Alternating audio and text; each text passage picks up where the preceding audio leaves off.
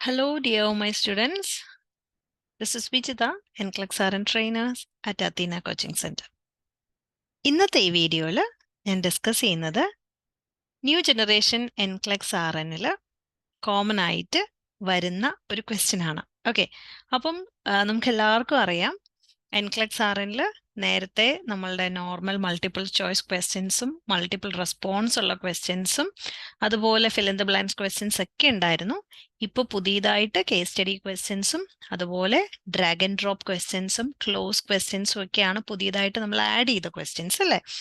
അപ്പൊ അതില് ഒരു സെന്റൻസിൽ in between the sentence drag and drop വരുന്ന, അതായത് ഒരു സെന്റൻസിനിടയിൽ തന്നെ നമുക്ക് ഡ്രാഗ് ആൻഡ് ഡ്രോപ്പ് വരുന്ന ക്വസ്റ്റ്യൻസ് ആണ് ഇന്നത്തെ ഈ വീഡിയോയിൽ ഞാൻ ഡിസ്കസ് ചെയ്യുന്നത്. ഓക്കെ, അപ്പോൾ ഇത് ഒരുപാട് പ്രാക്ടീസ് ചെയ്ത് കഴിയുമ്പോൾ മാത്രം നമുക്ക് കിട്ടുന്ന ഒരു മെത്തേഡാണ്. അപ്പോൾ നമ്മൾ എന്തോ ചെയ്യേണ്ടതെന്ന് വെച്ച് കഴിഞ്ഞാൽ ഇങ്ങനെ കുറേയധികം ക്വസ്റ്റ്യൻസ് പ്രാക്ടീസ് ചെയ്യുക. അപ്പം ഈ ക്വസ്റ്റ്യൻസ് പ്രാക്ടീസ് ചെയ്യുമ്പം ഏത് രീതിയിൽ നിങ്ങൾ പ്രാക്ടീസ് ചെയ്യണം എന്നുള്ളതിന് ഒരു ബേസിക് ഇൻഫർമേഷൻ ആണ് ഇപ്പം ഞാൻ ഈ ഒരു വീഡിയോയിലൂടെ തരുന്നത്. ഓക്കെ, അപ്പോൾ വളരെ ശ്രദ്ധിച്ച് ക്വസ്റ്റ്യൻസ് വായിക്കുക. അപ്പോൾ ഇവിടുത്തെ ക്വസ്റ്റ്യൻ്റെ സിറ്റുവേഷൻ, അപ്പോൾ നമ്മളുടെ ഒരു സൈഡിൽ ഒരു പേഷ്യൻറ്റിൻ്റെ ഡീറ്റെയിൽസ് തന്നിട്ടുണ്ട്. The nurse is caring four 23-year-old client. Okay, എന്നിട്ട് ഇതിൽ തന്നെ നമ്മുടെ നഴ്സസ് നോട്ടും വൈറ്റൽ സയൻസും മെഡിക്കേഷൻ അഡ്മിനിസ്ട്രേഷൻ റെക്കോർഡും തന്നിട്ടുണ്ട്. ഓക്കെ, അപ്പം നഴ്സസ് ഈ നോട്ടിൽ എന്താണ് തന്നിരിക്കുന്നത്? On admission, the client was found alone in the public park, shouting at the people and who were not present. And the client told the staff, "There is nothing wrong with me. It's just the effect of the microchip that was implanted in my head. The client is not oriented to place or time." അപ്പോൾ ഇവിടെ ഒരു ആളില്ലാത്ത ഒരു public പാർക്കിൽ എന്ത് ചെയ്യുകയാണ്? Shouting at people.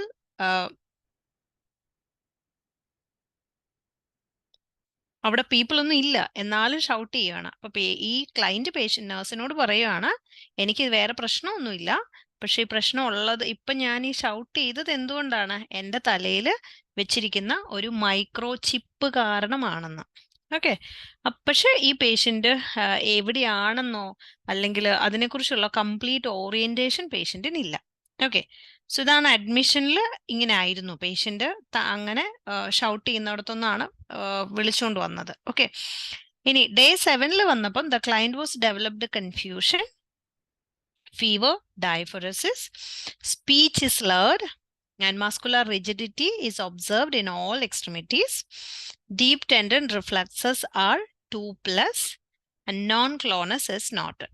Okay, അപ്പോൾ ഇതാണ് ഓൺ എക്സാമിനേഷനിൽ കൺഫ്യൂഷൻ ഉണ്ട്, ഫീവർ ഉണ്ട്, ഡയഫറസിസ് ഉണ്ട്, സ്പീച്ച് സ്ലേർഡ് ആണ്, മസ്കുലാർ റിജിഡിറ്റി നോക്കി, എല്ലാ എക്സ്ട്രിമിറ്റിയിലും മസ്കുലാർ റിജിഡിറ്റി നോക്കി, ഡീപ് ടെൻഡൻ റിഫ്ലക്സസ് +2 ആണ്, നോ ക്ലോണസ് ഇസ് നോട്ടഡ്. ഓക്കെ, അപ്പം ഇതാണ് പേഷ്യൻറ്റിൻ്റെ നഴ്സസ് നോട്ട്. ഓക്കെ, പേഷ്യൻ്റ് വന്നപ്പം പേഷ്യൻറ്റിനുള്ള ഒരു ഫൈൻഡിങ് ആണ് ഇപ്പോൾ പറഞ്ഞത്. ഓക്കെ, നെക്സ്റ്റ് വൈറ്റൽ സയൻസിൽ ടെമ്പറേച്ചർ ഓൺ അഡ്മിഷൻ 98 ആയിരുന്നു. ഡേ 7 ഫീവർ ഉണ്ടെന്ന് ഓൾറെഡി പറഞ്ഞു, അത് 103 ഡിഗ്രി ആയി. പൾസ് 86 ആയിരുന്നു, പൾസ് റേറ്റ് കൂടി. റെസ്പിറേഷൻ 16 ആയിരുന്നു, ഇറ്റ് ഇൻക്രീസ്ഡ് ടു 22. BP 120/70 ആയിരുന്നു, അത് 160/100 ആയിട്ട് മാറി. സാച്ചുറേഷൻ 99 ആയിരുന്നു, അത് 98 ആയിട്ട് കുറഞ്ഞു.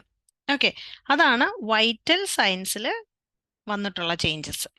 ഓക്കെ, അപ്പം നഴ്സസ് നോട്ട് കണ്ടു നമ്മൾ, അതുപോലെ തന്നെ വൈറ്റൽ സയൻസും കണ്ടു. ഓക്കെ,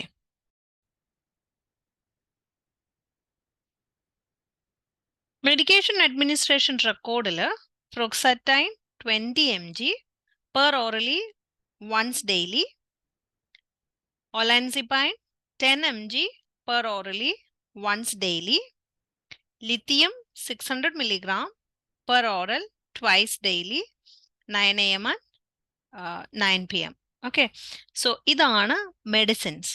ഓക്കെ, അപ്പം നമ്മളിപ്പോൾ സോഫാർ കണ്ടത് എന്തൊക്കെയാ? നഴ്സസ് നോട്ട് കണ്ടു, പേഷ്യൻറ്റിൻ്റെ വൈറ്റൽ സയൻസിൽ ഉണ്ടാവുന്ന വേരിയേഷൻ, ഡേ 1 ഡേ 7 എന്ത് വേരിയേഷൻ ആണ്, പേഷ്യൻ്റ് എന്തൊക്കെ മെഡിസിൻസ് ആണ് കഴിക്കുന്നത് എന്നുള്ളതുമാണ് തന്നത്. ഓക്കെ, ഇനി ഇത്രയും ഡേറ്റ ബേസ് ചെയ്തിട്ട് നമ്മളുടെ അടുത്ത് ക്വസ്റ്റ്യൻ ചോദിച്ചിരിക്കുകയാണ് on the opposite side.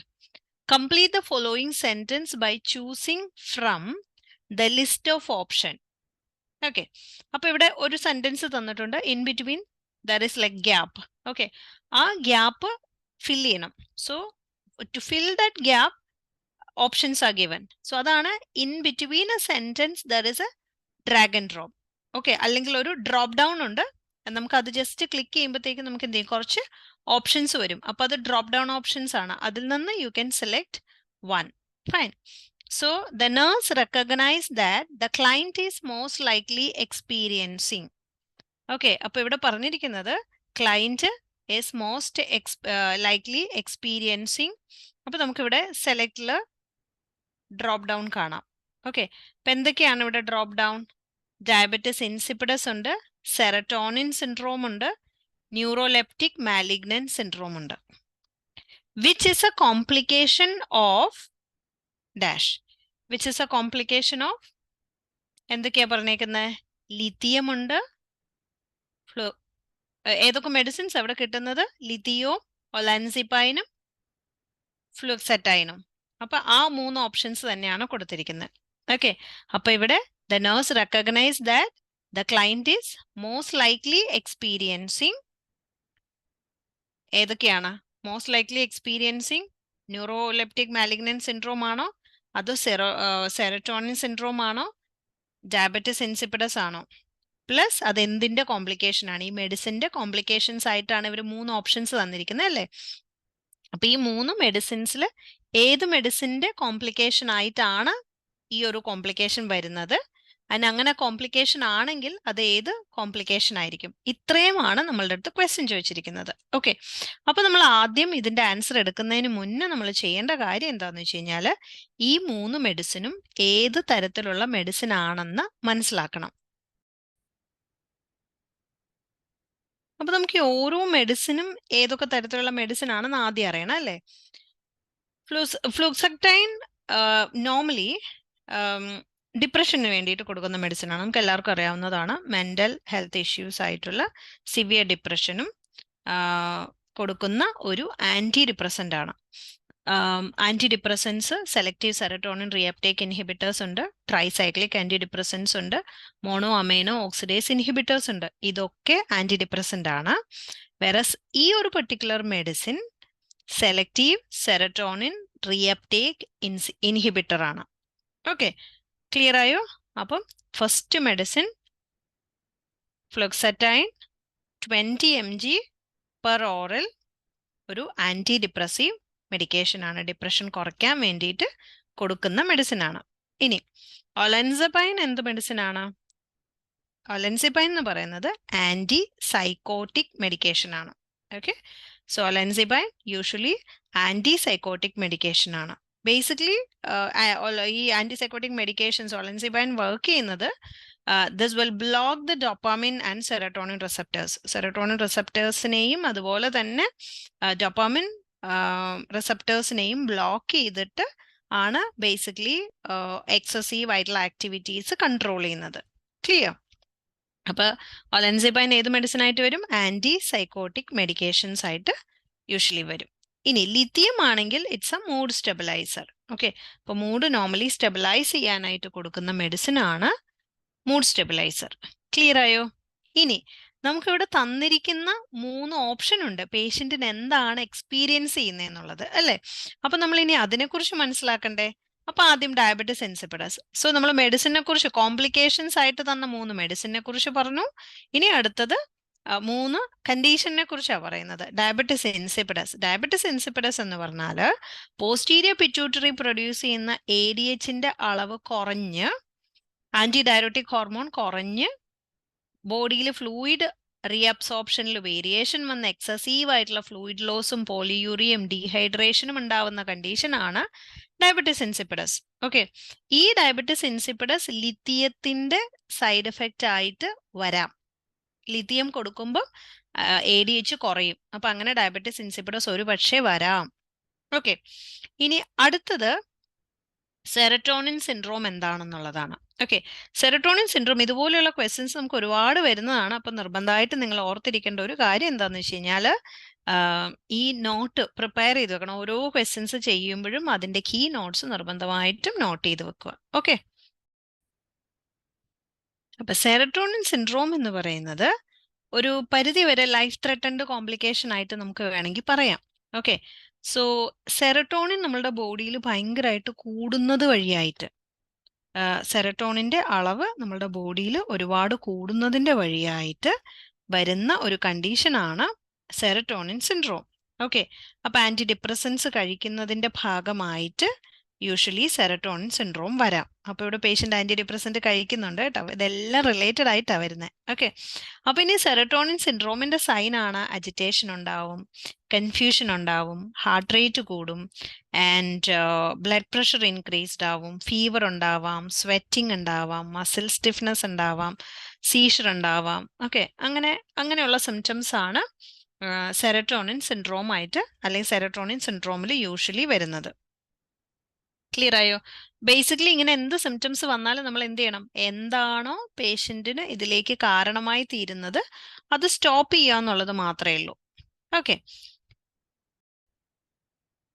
Neuroleptic malignant syndrome usually ഒരു വലിയ കോംപ്ലിക്കേഷൻ ആയിട്ട് നമുക്ക് കൺസിഡർ ചെയ്യേണ്ട. എന്നിരുന്നാലും ആന്റിസൈക്കോട്ടിക് മെഡിക്കേഷൻസ് എടുക്കുമ്പം വരുന്ന കോംപ്ലിക്കേഷൻ ആണ്. അവിടെയും ഫീവർ ഉണ്ടാവും, മസിൽ റിജിഡിറ്റി ഉണ്ടാവും, ദെൻ ടക്കിക്കാർഡിയ വരാം, ഹൈപ്പർ ടെൻഷൻ ഉണ്ടാവാം, മെന്റൽ സ്റ്റേറ്റസിൽ ഓൾട്ടറേഷൻ, കൺഫ്യൂഷൻ ഉണ്ടാവാം. പിന്നെ സാധാരണ ന്യൂറോലെപ്റ്റിക് മാലിഗ്നന്റ് സിൻഡ്രോമിൽ ലാബ് ടെസ്റ്റിൽ ക്രിയാറ്റിനിൻ, ഫോസ്ഫോകൈനേസും CPK ഉണ്ടല്ലോ, സോ അത് ഇൻഫ്ലമേറ്ററി മാർക്കേഴ്സ് ഒക്കെ ആയിട്ട് എലിവേറ്റഡ് ആവാനുള്ള ചാൻസ് ഉണ്ട്.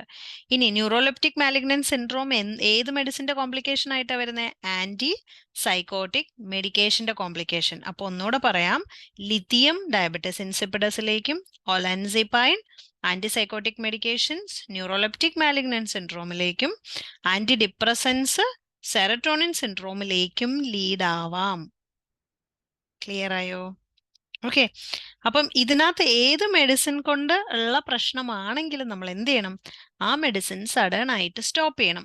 അപ്പൊ ഇനി നമ്മൾ നെക്സ്റ്റ് പോകേണ്ടത് എഗെയിൻ പേഷ്യന്റിന്റെ ഫൈൻഡിങ്സ്, സൈൻസ് ആൻഡ് സിംറ്റംസ് ഒന്നുകൂടെ വായിക്കണം. എന്നിട്ട് ഈ പറഞ്ഞിരിക്കുന്ന കാര്യങ്ങളിൽ ഏതാണ് അപ്രോപ്രിയേറ്റ് ആയിട്ടുള്ളതെന്ന് ചെക്ക് ചെയ്യണം. അപ്പൊ സയൻസിൽ നിങ്ങൾ ശ്രദ്ധിക്കണം, ഓൺ അഡ്മിഷനിൽ പേഷ്യന്റ് ഓറിയന്റഡ് അല്ലായിരുന്നു. 7 ദിവസം കഴിഞ്ഞപ്പോൾ പേഷ്യന്റ് അപ്പം വന്നു കഴിഞ്ഞപ്പോൾ മെഡിസിൻ കൊടുത്തിട്ടുണ്ടായിരിക്കണം. അപ്പൊ പേഷ്യന്റിന് മെഡിസിൻ സ്റ്റാർട്ട് ചെയ്തു, 7 days കഴിഞ്ഞപ്പോൾ ഫീവർ സ്റ്റാർട്ട് ചെയ്തു, കൺഫ്യൂഷൻ ഉണ്ടായി, ഡയഫോറിസിസ് ഉണ്ടായി, സ്ലേർഡ് സ്പീച്ച് ആണുള്ളത്, മസിൽ റിജിഡിറ്റി ഉണ്ടായിട്ടുണ്ട്, ഡീപ് ടെൻഡൻ റിഫ്ലക്സസ് 2+ ആണ്, നോ ക്ലോണസ് നോട്ടഡ്. ഓക്കെ, ഇതാണ് ഫിസിക്കൽ എക്സാമിനേഷൻ അല്ലെങ്കിൽ കറന്റ് പേഷ്യന്റിന്റെ അസസ്മെന്റ് ഫൈൻഡിങ് ആണ് 7 ദിവസം കഴിഞ്ഞിട്ടുള്ള ഫൈൻഡിങ്. ഓക്കെ, ഇനിയാണ് ഇതിനകത്ത് ഏതാണ് നമ്മളുടെ ആൻസർ ആയിട്ട് വരാൻ പോകുന്നതെന്നുള്ളത് നോക്കേണ്ടത്. Okay, so this is your time, you can select answer. Okay, അപ്പൊ നമുക്ക് കറക്റ്റ് ആൻസറിലേക്ക് പോവാം. ഓക്കെ,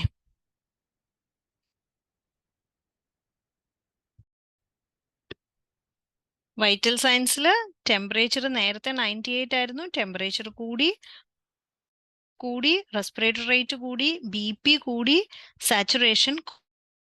ഓക്കെ, മെഡിസിൻസ് ഏതൊക്കെയായിരുന്നു? ആന്റി ഡിപ്രസൻ മെഡിസിൻ ഉണ്ട്, ഒലൻസിപൈൻ, സൈക്കോട്ടിക് മെഡിക്കേഷൻ ഉണ്ട്, ലിത്തിയം ഉണ്ട്. അപ്പൊ ഇവിടെ നമുക്ക് തന്നിരിക്കുന്നത് ഈ പറഞ്ഞിരിക്കുന്ന ഏതോ മെഡിസിനിൽ ഒരു മെഡിസിൻ കൊണ്ടാണ് ഒരു കോംപ്ലിക്കേഷൻ ഉണ്ടായിട്ടുള്ളത്. അപ്പൊ ഈ സിംറ്റംസ് കണ്ടപ്പോൾ നമുക്ക് ഇത് ഏത് സിംറ്റം ആയിട്ടാണ് ഏറ്റവും കൂടുതൽ റിലേറ്റ് ചെയ്യാൻ പറ്റുന്നത്? Neuroleptic malignant syndrome. Okay, so neuroleptic malignant syndrome ഉണ്ടാവുന്നതിന്റെ കാരണം എന്തായിരിക്കും? ആന്റിസൈക്കോട്ടിക് മെഡിക്കേഷൻസ് കൂടുതലായിട്ട് എടുക്കുന്നുണ്ട്. അതായത് ആന്റിസൈക്കോട്ടിക് മെഡിക്കേഷൻസിന്റെ അളവ് കൂടി കഴിയുമ്പോൾ ആണ് ഈ ഒരു പ്രോബ്ലം ഉണ്ടാവുന്നത്. ഓക്കെ, അപ്പൊ neuroleptic malignant syndrome basic reason antipsychotic medications എടുക്കുന്നുണ്ട്. ഓക്കെ, അപ്പൊ അത് ഏകദേശം നമുക്കൊരു കോംപ്ലിക്കേഷൻ ഓഫ് ഒലൻസിപൈൻ നമുക്ക് കൺസിഡർ. സാധാരണ നമ്മൾ ഈ മെഡിസിൻസ് ആയിട്ട് പേഷ്യൻറ്റിൻ്റെ മസിൽ സ്ട്രെങ്ത്തും പേഷ്യൻറ്റിൻ്റെ മൂവ്മെൻ്റ് ഒക്കെ ക്ലോസ് ആയിട്ട് ഒബ്സർവ് ചെയ്യണം. ഓക്കെ, ബിക്കോസ് ഇത് ഒരുപാട് നമ്മൾ ക്ലോസ് ആയിട്ട് ഒബ്സർവ് ചെയ്തില്ലെങ്കിൽ എന്തായിരിക്കും സംഭവിക്കാൻ പോകുന്നത്? പേഷ്യൻറ്റിന് ഇങ്ങനെ ഒരു കോംപ്ലിക്കേഷൻ ഉണ്ടെങ്കിൽ പിന്നെ തിരിച്ചു വരില്ല. ഇപ്പോൾ BP ഭയങ്കരമായിട്ട് കൂടി, ടെമ്പറേച്ചർ ഭയങ്കരമായിട്ട് കൂടി, അപ്പം അങ്ങനെയൊക്കെ വരുമ്പോഴത്തേക്ക് ഒരുപാട് ബുദ്ധിമുട്ടുണ്ടാവും. അപ്പോൾ അതുകൊണ്ട് അത് വളരെ ക്ലോസ് ആയിട്ട് നോക്കണം. ഇനി ഒരുപാട് മസിൽ കൺട്രാക്ഷൻസ് ഒക്കെ ഉണ്ടായി കഴിയുമ്പോഴത്തേക്കും പിന്നെ എന്ത് പറ്റുമെന്ന് വെച്ച് കഴിഞ്ഞാൽ മസിൽസ് ബ്രേക്ക് ആവാൻ തുടങ്ങും. പിന്നെ മസിൽസ് ബ്രേക്ക് ആകുമ്പം അങ്ങനെയാണ് CPK ഒക്കെ റിലീസ് ചെയ്യുന്നതും. അതുപോലെ മസിൽ ബ്രേക്ക് ഡൗൺ ഉണ്ടായി കഴിയുമ്പോൾ ഇലക്ട്രോലൈറ്റ് ഇംബാലൻസസ് വരാം, മെറ്റബോളിക് ആസിഡോസിസ് വരാം, പൊട്ടാസ്യം സെൽസിൽ നിന്ന് റിലീസാവും, ഹൈപ്പർ കലീമിയ ഉണ്ടാവാം, പിന്നെ കിഡ്നി ഡാമേജ്. ഡെഫിനറ്റ്ലി ഈ വേസ്റ്റ് ഒക്കെ കൂടെ അക്യുമുലേറ്റ് ചെയ്യുമ്പോഴത്തേക്കും ഓൾറെഡി അതെന്തിലേക്ക് ലീഡാവും? കിഡ്നി ഡാമേജിലേക്ക് ലീഡാവും അല്ലേ? അപ്പം മസിൽസ് ഫ്രീക്വൻ്റ് ആയിട്ട് ഡാമേജ് ആവുന്ന കണ്ടീഷന് നമുക്കൊരു പേര് പറയാം, റാബ്ഡോ മയോലൈസിസ്. ഓക്കെ, അപ്പം മസിൽസിന് ഉണ്ടാവുന്ന ഡാമേജ്, ഫ്രീക്വൻ്റ് ആയിട്ട് മസിൽസിന് ഡാമേജ് ഉണ്ടാവുന്നത് മസിൽ കൺട്രാക്ഷൻ കൊണ്ടൊക്കെ വരാവുന്നതാണ് കേട്ടോ. സോ അതിന് റാബ്ഡോ മയോലൈസിസ്. അപ്പം അത് റിലേറ്റഡ് ആയിട്ടുള്ള വേറെയും ക്വസ്റ്റ്യൻസ് ഉണ്ട്. ഓക്കെ, അപ്പം നമുക്ക് അത് നോക്കാം. ഓക്കെ, അപ്പം ഇവിടെ ഈ ക്വസ്റ്റ്യൻ്റെ ആൻസർ ഏതായിരിക്കും വരുന്നത്? ഇങ്ങനെ സിംറ്റംസ് വരുന്നത് antipsychotic medications, excessive antipsychotic medications will cause neuroleptic malignant syndrome. Clear? So ഇതുപോലെയുള്ള ക്വസ്റ്റ്യൻസ് നമുക്ക് പ്രാക്ടീസ് ചെയ്യണം. ഒരുപാട് ക്വസ്റ്റ്യൻസ് പ്രാക്ടീസ് ചെയ്ത് കഴിയുമ്പോഴാണ് ഇതിൽ നമ്മളിങ്ങനെ, ബിക്കോസ് ഇവിടെ ഒരുവിധം നമ്മളിതെല്ലാം കമ്പയർ ചെയ്യുമ്പോൾ ഓൾമോസ്റ്റ് സിംറ്റംസ് ഒക്കെ സിമിലർ ആയിട്ടാണ് വരുന്നത്. അപ്പോൾ വളരെ ക്ലിയർ ആയിട്ട് ഓരോ മെഡിസിൻ്റെയും സൈഡ് എഫക്റ്റ് പഠിച്ചാൽ മാത്രമാണ് നമുക്ക് ഇതിൽ നിന്ന് ഒരു ക്ലിയർ ആൻസർ ഏതാന്ന് കണ്ടുപിടിക്കാനായിട്ട് സാധിക്കുള്ളൂ. ഓക്കെ, അപ്പം നെക്സ്റ്റ് വീഡിയോയിൽ നെക്സ്റ്റ് ക്വസ്റ്റ്യൻ ഡിസ്കഷനിൽ കാണാം. Bye bye, take care, God bless you all.